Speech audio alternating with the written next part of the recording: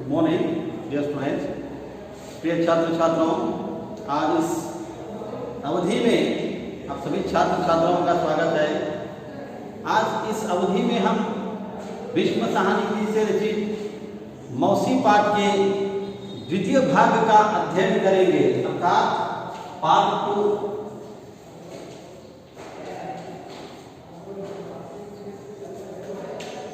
पिछले अवधि में हमने देखा मौसी निस्वार्थ भाव से उस नगर में प्रवेश करती है, किस तरह से वहाँ के लोगों की और बालकों बालिकाओं की सेवा करती थी, उन्हें कहानियाँ सुनाना, चुटकुले सुनाना, पहेलियाँ सुनाना, उनके साथ खेलना, उन्हें पाठशाला को ले जाना, पाठशाला से घर को लाना, यह सभी कार्य मौसी स्व निर्धारक से करती थी। बच्चों के प्रति उसकी दशा ममता की स्थिति में थी। एक दिन मौसी नजर नहीं आती, दृष्टिहीन हो जाती है। सारे छात्र छात्राएं चिंतित हो जाते हैं और खोज आरंभ करते हैं। मुख्य विषय 3 शब्द थे: चुटकुले, जिसे कन्नड़ में नगे हनी कहते हैं, पहेलियां, जिसे कन्नड़ में वगटुगड़ु कहते हैं, कहानी, जिसे कन्नड़ में कथे कहते हैं। सो आगे का दृश्य देखें। कई दिन बीत गए, एಷ್ಟೋ ದಿನಗಳು ಕಳೆದು ಹೋದವು। शब्दार्थ देखिए, बीत, कಳೆದು ಹೋದವು, ಕಳೆದು ಹೋದವು, झांकना, इनुकुವುದು, गटरी, गंटू, आंसू, कन्नीरू, जबरदस्ती, बलपूर्वक, सांझ, ಸಂಜೆ, ಈ ಪದಗಳು ವಿಶೇಷ ರೂಪದಲ್ಲಿ ಈ ಭಾಗದಲ್ಲಿ ಕಂಡು ಬರ್ತಾವೆ। सो कई दिन बीत गए, मौसी ना नगर में, ना मोहल्ले में, ना पाठशाला के आसपास कहीं नहीं गोचरित होती है, नजर आती है। पर मौसी का कुछ पता नहीं चला। उसके बिना सारा मोहल्ला सूना सूना लगता था। मौसी के बिना मोहल्ले का हर दृश्य अपूर्ण था। मौसी के बिना हर कार्य अधूरा था। इसीलिए इस वाक्य में विशेष पद का नियुक्त किया गया है, हुआ है सुना सुना, बना बना, जिसे कन्नड़ में कहते हैं। एक दिन बच्चे मौसी की खोज में घूम रहे थे। बच्चे व्याकुलता से मौसी की प्रतीक्षा में सारा मोहल्ला घूमने लगते हैं।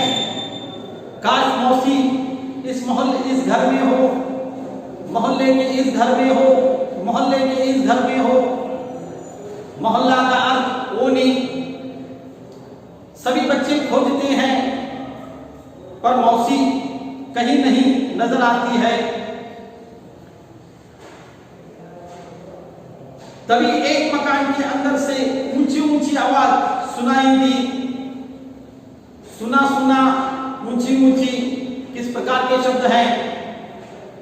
सही, युग्म शब्द या फिर पुनरुच्चारण। पुनरुच्चारण, जिसे द्विरुक्ति कहते हैं। ऊंची ऊंची आवाजें आ रही थी। सारे बच्चे वहां से पयन कर रहे थे। उसी प्रस्थान के मध्य सभी बालकों को एक आवाज आती है, एक ध्वनि कंपित होती है, और सारे बालक बालिका उस निवास के मुख्य द्वार के निकट खड़े हो जाते हैं।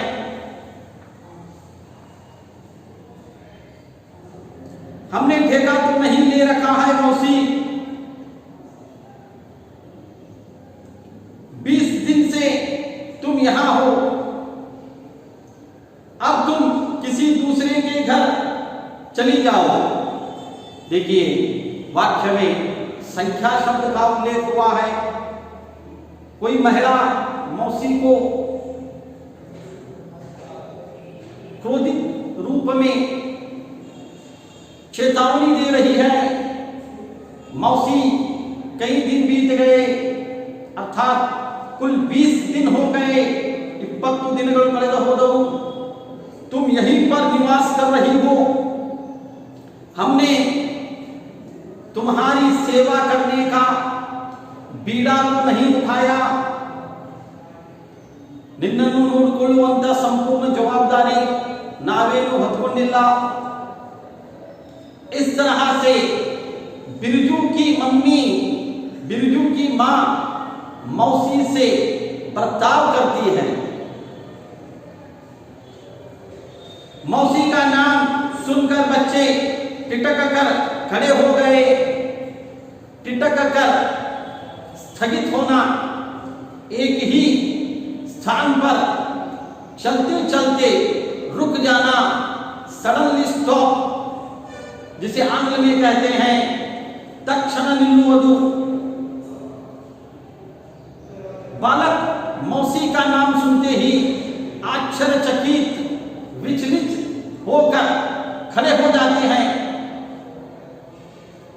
बंद दरवाजे की दरार में से झांक कर देखा तो मौसी एक खाट पर लेटी थी।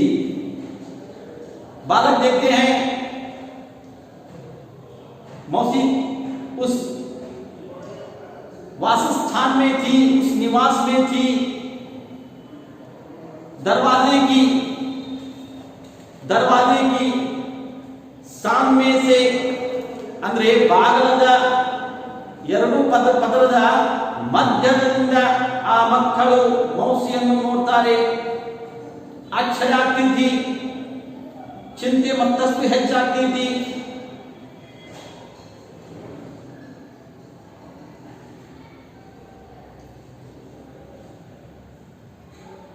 उसके बाल उलझे हुए और चेहरा सूखा हुआ था। मौसी की स्थिति बड़ी गंभीर थी। चेहरे का रंग उड़ गया था, सारे बाल सूख गए थे, चेहरा सूखा था, बाल लुप्त हो गए थे, अशक्त हो गए थे, सूख गए थे। मुखದ ಬಣ್ಣ ಹಾರು ಹೋಗಿತ್ತು, ಮುಖ ಸಂಪೂರ್ಣ ಮುಖ ಒಣ ಹೋಗಿತ್ತು, ತಲೆಯ ಕೂದಲು ಅಸ್ತವ್ಯಸ್ತ ಆಗಿತ್ತು। ಆ ಸ್ಥಿತಿಯಲ್ಲಿ ಮೌಸಿಯನ್ನು ನೋಡಿದ ತಕ್ಷಣ ಎಲ್ಲ ಮಕ್ಕಳು ಚಿಂತಿತರಾಗ್ತಾರೆ ಹಾಗೂ भयभीत ಆಗ್ತಾರೆ। क्या मौसी की स्थिति हो गई? हमारे उपस्थिति में मौसी इस परिस्थिति में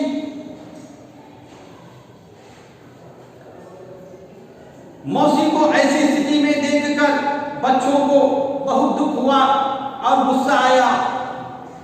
मौसी को ऐसी स्थिति में देखकर बच्चों को बड़ा दुख हुआ और गुस्सा भी आया। दुख इसलिए हुआ, हमारी उपस्थिति में मौसी इस दशा में। गुस्सा इसलिए आया, मौसी निस्वार्थ सेवा करती थी। आज उसकी आवश्यकता के समय हमने उसका साथ छोड़ दिया। मौसी को मोहल्ले वालों की आवश्यकता थी, परंतु मोहल्ले वालों ने मौसी को घर से निकाल दिया। इसलिए बालक बालिकाओं को कपट हृदय उस निवासियों पर क्रोध आया, गुस्सा आया।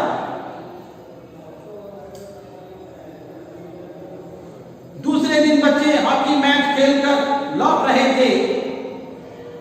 दूसरे दिन मरुदिना दूसरे दिन सारे बच्चे हॉकी मैच खेलकर लौट रहे थे तो रास्ते में पुल के पास मौसी बैठी नजर आई। इनके मकान और उस क्रीड़ांगन के मध्य जो मार्ग था, उस मार्ग पर एक ब्रिज था, एक पुल था, एक सेतु था, जिस पर मौसी दुखित होकर विराजमान हो गई थी। ಒಬ್ಬಂಟಿಯಿಂದ ಆ ಸೇತುವೆ ಮೇಲೆ ಕುಳಿತು ಮೌಸಿ ಕಣ್ಣೀರನ್ನು ಸುರಿಸುತ್ತಿದ್ದಳು।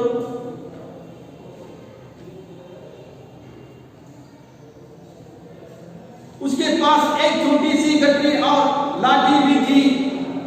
मौसी हत्तीरा, मौसी के पास कपड़ों की गठरी थी, जो सारे कपड़े एक ही वस्त्र में समेटे जाते हैं, बट्टे डंडू, और एक लाठी थी जिसे बड़गी कहते हैं। मौसी को देखकर सब उसे घेर कर प्रश्न पूछने लगे। ಎಲ್ಲ ಮಕ್ಕಳು ಆಶ್ಚರ್ಯದಿಂದ ಮೌಸಿಯನ್ನು ನೋಡ್ತಾರೆ। ಮೌಸಿ ಅಂದ್ರೆ ಚಿಕ್ಕಮ್ಮ, ಆ ಚಿಕ್ಕಮ್ಮ ಸುತ್ತಮುತ್ತ ಬಂದು ಎಲ್ಲರೂ ನಿಂತಾರೆ। ಮಕ್ಕಳು ಒಬ್ಬೊಬ್ಬರು ಪ್ರಶ್ನೆ ಕೇಳುತ್ತಾರೆ। ಆ ಪ್ರಶ್ನೆಯನ್ನು ನೀಡುತ್ತಾ ಮೌಸಿ ತನ್ನ ದುಃಖವನ್ನು ವ್ಯಕ್ತಪಡಿಸುತ್ತಾಳೆ। तू इतने दिन कहाँ थी मौसी, यहाँ क्यों बैठी हो? एक ने पूछा। प्रश्नवाच्य एक ने पूछा, मौसी तुम इतने दिनों से कहाँ थी? दृष्टिहीन हो गई थी, ना पाठशाला के द्वार के पास थी, ना ही मोहल्ले में थी, ना ही नीम के पेड़ के नीचे थी, और ना ही किसी कार्य में थी। तो तुम थी कहाँ? किसी ने प्रश्न पूछा। मैं यहां से जा रही हूं बेटा, मौसी ने उत्तर दिया। बेटा मैं यहां से प्रस्थान करने वाली हूं। इस नगर को छोड़कर, इस मोहल्ले को छोड़कर, यहां के निवासियों से दूर कहीं पयन करने वाली हूं। कहते हुए मौसी की आंखें भर आई। इन शब्दों का उच्चारण करते हुए मौसी भावुक हो जाती है और उस भावुक संदर्भ को अपने आंखों से आंसुओं को दर्शाती है। कन्नीರು ಸುರಿಸುತ್ತಾ ಆ ದುಃಖ ಮಹಿಳೆ ತನ್ನ ದುಃಖವನ್ನು ಆ ಪುಟ್ಟ ಮಕ್ಕಳ ಮುಂದೆ ಇಡುತ್ತಾಳೆ।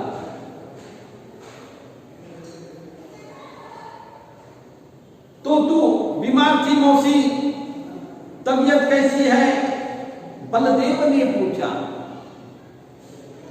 बलदेव ने प्रश्न किया, मौसी तुम अस्त व्यस्त थी, अनारोग्य थी, तुम कहाँ थी मौसी, तुम कैसी थी? बलदेव के इस प्रश्न का उत्तर मौसी ने इस तरह दर्शाया। बेटा मैं ठीक हो गई हूं, अपना गांव जा रही हूं। यहां पर वाच्य दोषित है।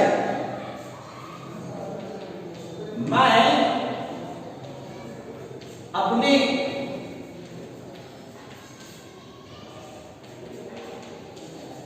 गांव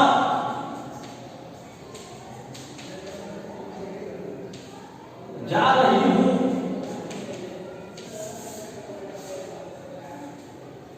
पेज नंबर 33 अंतिम पृष्ठ,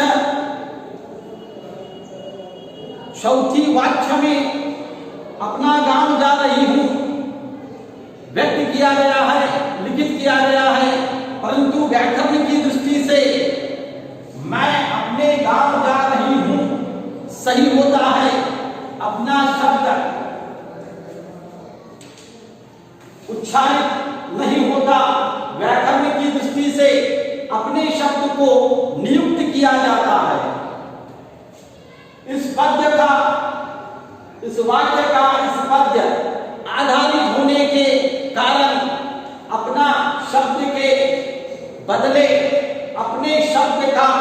प्रयोग किया जाएगा। आप भी अपने पाठ्य पुस्तिका में पेंसिल से इसे अपना स्थान पर अपने शब्द का नियुक्त करें, तब जाकर व्याकरणिष्ठ वाक्य बनेगा। तो मौसी कहती है, मैं अपने गांव प्रस्थान करने वाली हूं, जाने वाली हूं, हम तुझे नहीं कहीं नहीं जाने देंगे मौसी। सबने एक स्वर में कहा। मौसी की आंखों में आंसू छलक उठे।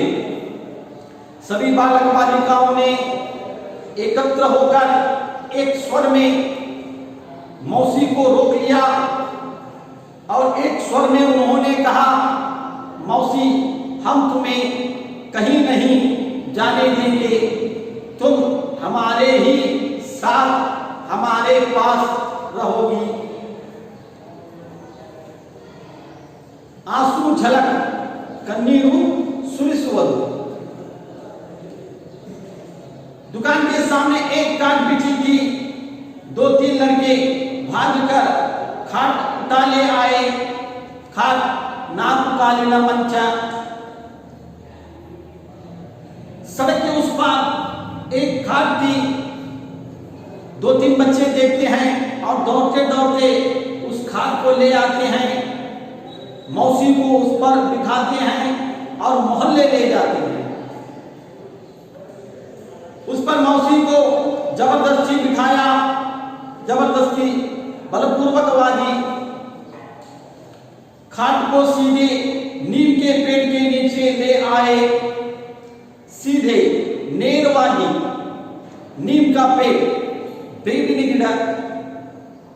कन्हैया भागकर अपने घर से दरी और तकिया लाया। दरी, हासिए, तकिया, तलेदिंबू। कन्हैया अपने घर से कन्हैया तमनेंद हासिಗೆ ಹೊತ್ಕೊಳ್ಳುವ ಚಾದರ್ ಮತ್ತು ತಲೆದಿಂಬ ತಗೊಂಡು ಬರುತ್ತಾನೆ। उषा थाली में 2 रोटियां लाई। योगराज एक कटोरे में दूध लाया। उषा अपने निवास से एक थाली में 2 रोटियां लाती है और योगराज एक कटोरे में दूध लाता है। गोपाल घर से लैंप उठा ले आया। मुन्नी पीने के लिए पानी लाई। गोपाल घर से लैंप लाता है और मुन्नी पीने का पानी ले आती है, अर्थात पीने की व्यवस्था करती है, जल व्यवस्था। बलदेव के पिता डॉक्टर थे, वहां अपने पिता को क्लिनिक से खींच लाई। बलदेव के पिता डॉक्टर थे, वहां अपने पिता को क्लिनिक से खींच लाता है। इस तरह सभी बच्चों ने मौसी की सेवा की। जैसे कि कन्हैया दरी और तकिया लाता है, उषा रोटियां लाती है, योगराज दूध लाता है, गोपाल लैंप लाता है, मुन्नी पानी की व्यवस्था करती है, बलदेव अपने पिता को लाता है चिकित्सा करने के लिए। मौसी बीमार थी।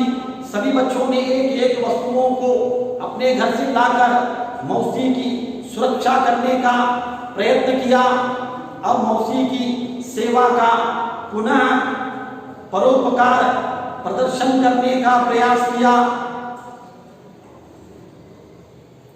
बच्चे सोचने लगे कि मौसी को कहां टहलाया जाए। बच्चे चिंतित हो गए। मौसी को तो हमने अपने मोहल्ले में नियुक्त किया, पुनः ले आए, परंतु किसके निवास में किनके साथ मौसी रहेगी। उन्होंने निर्णय लिया कि वे बारी बारी से उसे अपने घर में रखेंगे। बारी क्रमांक ಎಲ್ಲ ಮಕ್ಕಳು ತಮ್ಮಲ್ಲಿ ಒಂದು ಕ್ರಮಾಂಕತೆಯನ್ನು ಹಂಚಿಕೊಂಡರು। ಇಂದು ಕನಯ್ಯನ ಮನೆಯಲ್ಲಿ, ನಾಳೆ ಉಷಾನ ಮನೆಯಲ್ಲಿ, ಅಚ್ಚಿ ನಾಳೆ ಯೋಗರಾಜನ ಮನೆಯಲ್ಲಿ, ಮತ್ತೊಂದು ದಿನ ಗೋಪಾಲ ಮನೆಯಲ್ಲಿ, ಮತ್ತೊಂದು ದಿನ ಮುನಿಯ ಮನೆಯಲ್ಲಿ, ಮತ್ತೊಂದು ದಿನ ಬಲದೇವನ ಮನೆಯಲ್ಲಿ. ಈ ರೀತಿ ಮಕ್ಕಳು ಏನು ಮಾಡ್ತಾರೆ, ತಮ್ಮಲ್ಲಿ ಮೌಸಿಯ ಸುರಕ್ಷತೆಯ ಬಗ್ಗೆ ಒಂದೊಂದು ದಿನವನ್ನು ಹಂಚಿಕೊಳ್ತಾರೆ.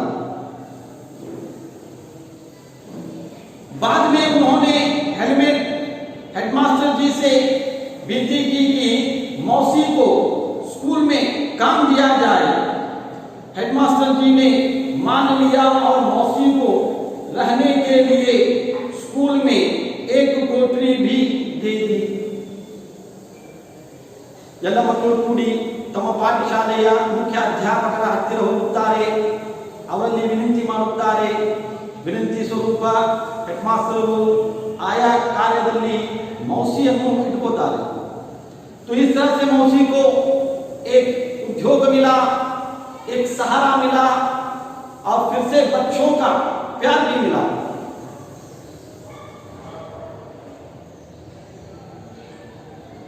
और मौसी को रहने के लिए स्कूल में एक कोठरी भी दे दी. कोठरी ಒಂದು कोने, उसी पाठशाला के एक कोने में, एक कमरे में मौसी के निवास की व्यवस्था भी की गई. मौसी फिर से स्कूल के आंगन में आने लगी. बच्चे उसे घेरे रहते और वहां उन्हें कहानियां सुनाती, कभी कभी लाठी दिखाती हुई मोहल्ले का चक्कर काटती. सभी घरों में झांक उनका कुशल क्षेम पूछती. सांझ ढले अपनी कोठरी में चली आती और चैन की सांस लेती. फिर से मौसी उस पाठशाला के आंगन में नजर आने लगी. पाठशाला से संबंधित सारे कार्य निस्वार्थता से करती थी. सभी को प्रेम से विचार विमर्श कर ली थी. इतना ही नहीं, मौसी को फिर से बच्चे घेर कर मौसी के मुंह से कहानियां सुनते, चुटकुले सुनते, पहेलियां सुनते. जैसे ही पाठशाला पूर्ण होती, बच्चे घर लौटते और मौसी सांझ के समय लाठी टेकती हुई सारे मोहल्ले का एक चक्कर लगाती. ಒಂದು ಸುತ್ತು ಹಾಕಿದಳು ಮೌಸಿ. ಚಕ್ಕರ್ ಸುತ್ತು ಒಂದು ಸುತ್ತವನ್ನು ಹಾಕಿದ ನಂತರ ಮೌಸಿ ಅದೇ ನಿಧಾನಗತಿಯಿಂದ ಪಾಠಶಾಲೆಯಲ್ಲಿ ಇರುವಂತ ತನ್ನ ಕೋಣೆಗೆ ಸೇರುತ್ತಿದ್ದಳು. इस तरह बच्चों के प्रेम व स्नेह भाव से मौसी के जीवन में खुशी के दिन लौट आए. इस तरह से मौसी के जीवन में फिर से खुशी के दिन, आनंद के दिन, उल्लास के दिन पुनः प्रवेश करते हैं. तो इस तरह से यहाँ पाठ पूर्ण हो जाता है. हमने देखा खोजना, बच्चों ने किस तरह से मौसी की खोज की. गंभीरता हमने देखा, मौसी की स्थिति बड़ी गंभीरता थी. चेहरा सूख गया था, बाल उलझे हुए थे, मुख पर पीले रंग का प्रभाव था. संपूर्णता से मौसी अनारोग्य के स्थिति में थी. दुखी मौसी दुखित होकर मार्ग के एक सेतु पर बैठी थी. सेवा बच्चों ने कन्हैया, उषा, बलदेव, मुन्नी और गोपाल, योगराज, इन सभी ने किस तरह से मौसी की सेवा की, किस तरह से मौसी को फिर से उद्योग प्रदान किया, किस तरह से उन्होंने परोपकार दिया. खुशी के दिन बच्चों की सहायता से मौसी के जीवन में फिर से खुशी के दिन लौट आए. तो अब इस पाठ से संबंधित गृह कार्य बच्चों ने मौसी की सेवा कैसे की, स्पष्टता से लिखें. यहाँ इस पाठ का गृह कार्य है. आपको पूर्ण करके हमें वैयक्तिक दूरभाषा संकेत पर प्रदान करना होगा, समर्पित करना होगा। घर पर रहें, सुरक्षित रहें। जय हिंद।